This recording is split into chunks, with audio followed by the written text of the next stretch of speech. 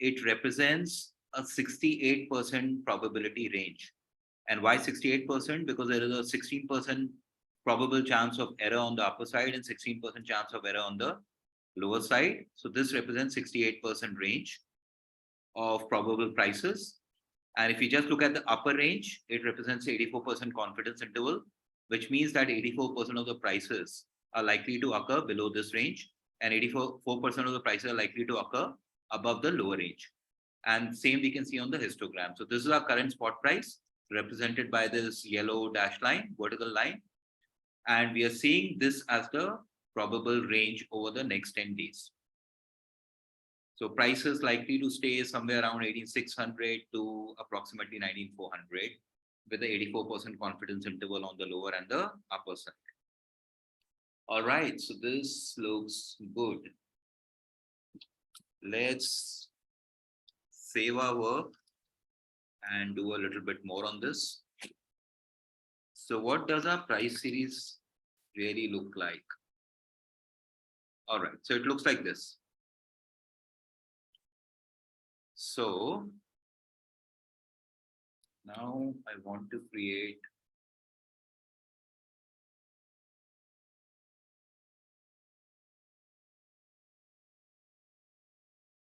another function. I will call it price and percentile score over prediction period.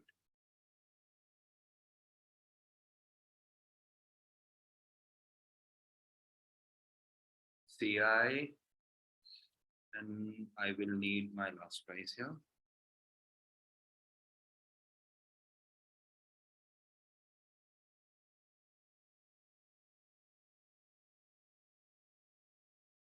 So what I need here, while we have the price upper range and the lower range, but that is on the last day of the trial. So let's say we are running this trial over a 10-day period. So at the end of the 10th day, what is going to be my likely range is what we were interested in. But along this entire prediction period, right, the prices are taking an 84% confidence interval on the upper and the lower end range all along across each and every day across 10,000 trials. And we want to compute, this range within the confidence interval on each and every day across every single trial. So how will we do this? What we will do is we will create two variables.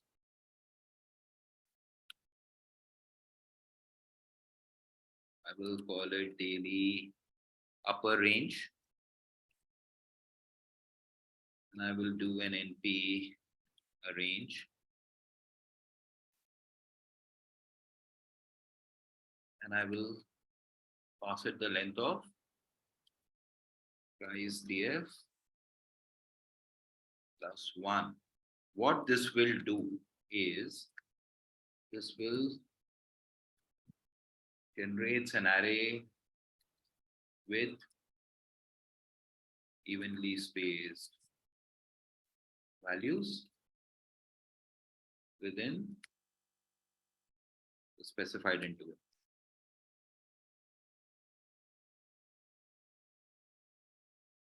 So we already know this. If we were to do, we already have our price series or the whole data frame of price DF. What is the length of our price DF? The length is the total number of rows, which is 10. So this will generate an array of a length, which is 11, because it also contains our starting price. And this will capture our, on a daily basis, on every day of the forecast period, it will capture our confidence interval on the upper end and on the lower end. So I need similarly another variable to capture the lower range.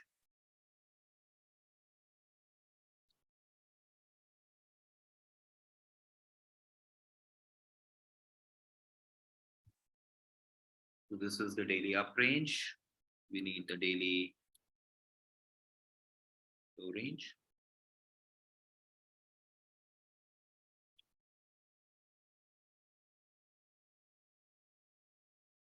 And both these arrays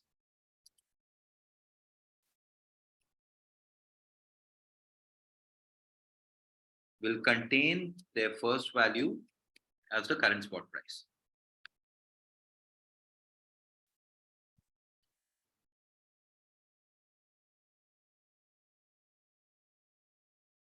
Which is the last price before the simulation began. Now, for an iterator in the range of the prediction period, which is the length of our price DF,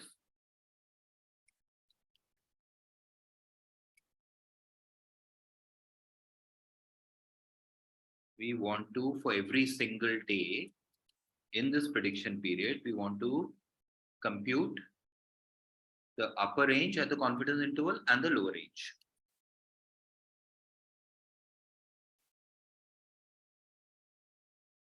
We will use the same stats library and call a function score at percentile.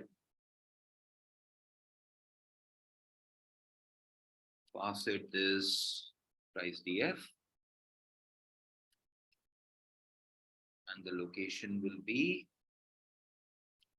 ith, because it will represent that specific day, which is represented in the row, and all the columns, all the 10,000 trials for a given day of the whole forecast period.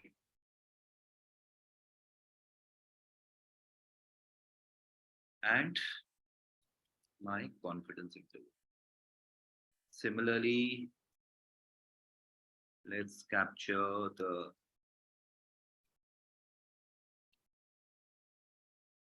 daily lower range, which will be 100 minus CL.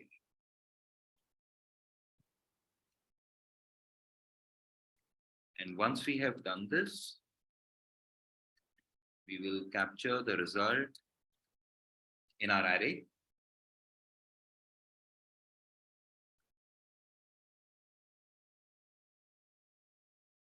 Why are we doing I plus 1? Because the first value in the array has already been assigned as the current spot price.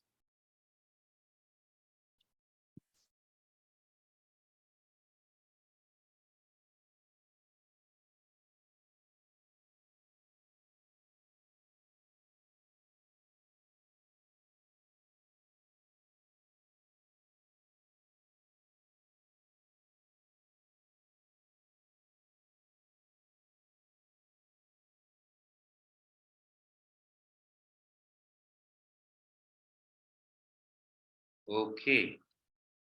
So this way we should get the upper and the lower range of the confidence interval for each of the predicted day across all the 10,000 trials.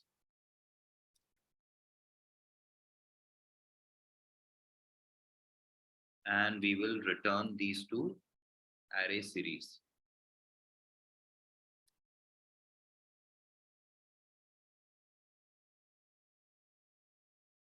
Okay.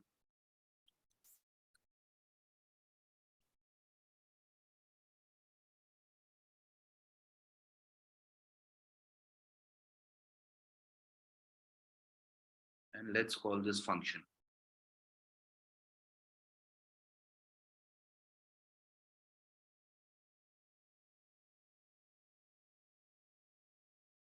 Okay, before that, let's run this function. Okay. Let's see what do our arrays contain.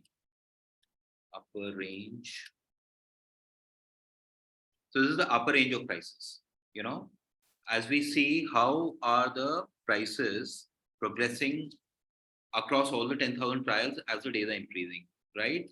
So we are capturing the upper confidence interval, which is drifting upwards, and we're also capturing the lower drift, which is captured in the lower range of the confidence interval across each and every day for all the 10,000 trials. So we are capturing the upper drift and the lower drift and confining it within the confidence interval. So similarly, so these prices are drifting upwards. The lower range should be drifting downwards, as we see here. Okay. Now what we want to do is we want to actually stack them together. something like this. There's a column stack function within NumPy, which allows us to stack two one-dimensional arrays.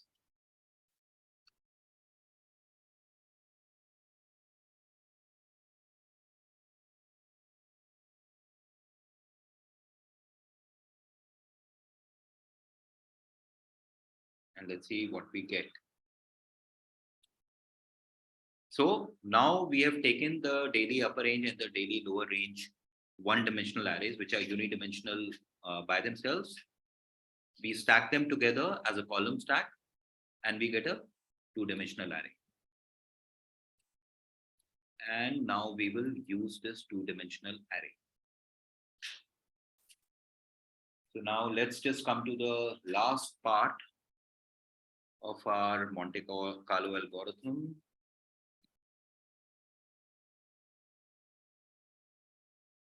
We'll pass parameters. We will need price data. We will need the price series. We will need these arrays. Sorry, it's daily up range, daily low range.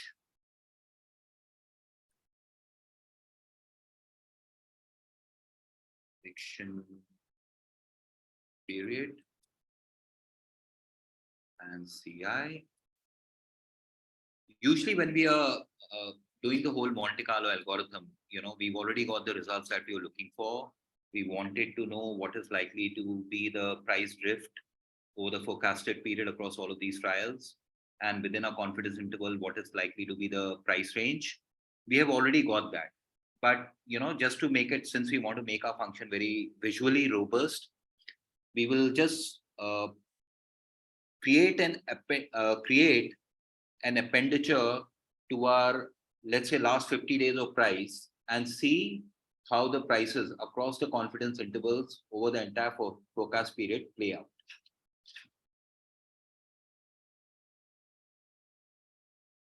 So for this, I think I will first capture all the index values, which I will say PD date range from my price data dot index -1, which is the starting point of the index, and periods prediction period +1, because we will begin with our current spot price. And then there is another parameter called frequency, which can take business days or calendar days. We are only concerned with business days when the market is open. Now we will take a sequence of, as we did above, 1D arrays and stack them as columns. Make a 2D array, which will be assigned as columns in a data frame. So let's do this. Let's call our data frame as F. We can call it anything.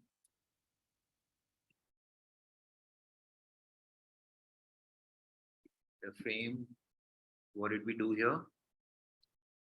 We'll do a NumPy stack these two arrays together.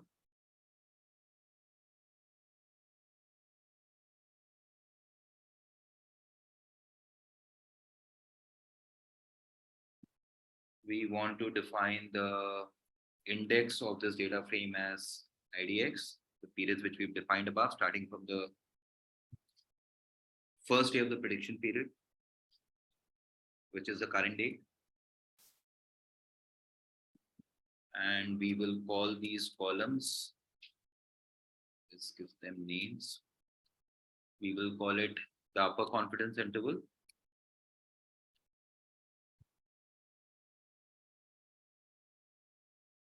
And lower confidence interval.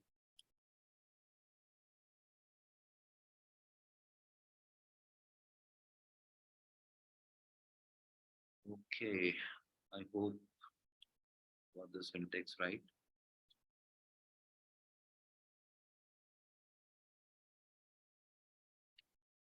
Okay, price data.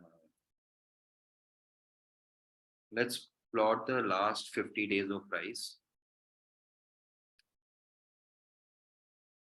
Minus 50 to now. Let's plot it. Give it a fixed size.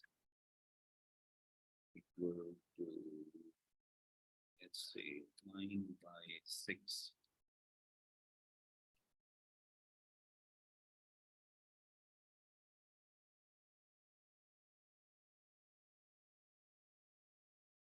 And we will shift it by 1. Then we will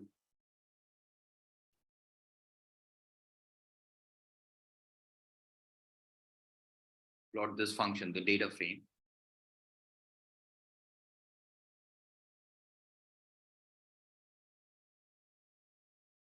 And there's a lot going on here. Just bear with me for a moment and I'll explain what exactly are we trying to do here. So between, we will pass the index f dot lower confidence interval, the lower confidence interval column within our data frame, and we will also call the upper CI column from our data frame. Call it, let's say, gray. And alpha basically sets the intensity. So I will put it as, let's say, 0.8.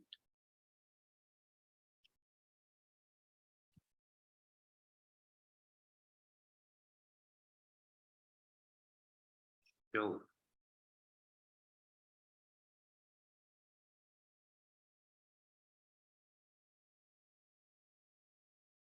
okay, let's try to call this function and then I will just explain.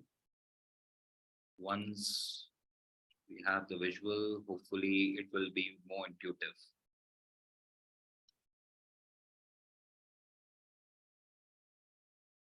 So what we've done here is, we have captured all the index values in terms of days. So we have extracted the indexes and we have created a price range starting from the current date, taken the entire prediction period, added 1 to that because we are starting from the current index date, which is the current price. We've only captured the business days, which is when the market is open.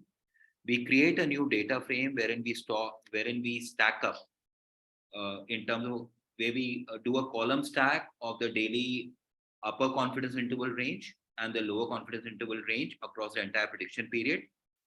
Within that data frame, we assign the index values as the index which we have extracted above, and we give the names to the column. Now we want to plot the last 50 days of prices of Nifty 50. And to that, we want to append the prices, or rather the price range within the confidence interval over the entire prediction period.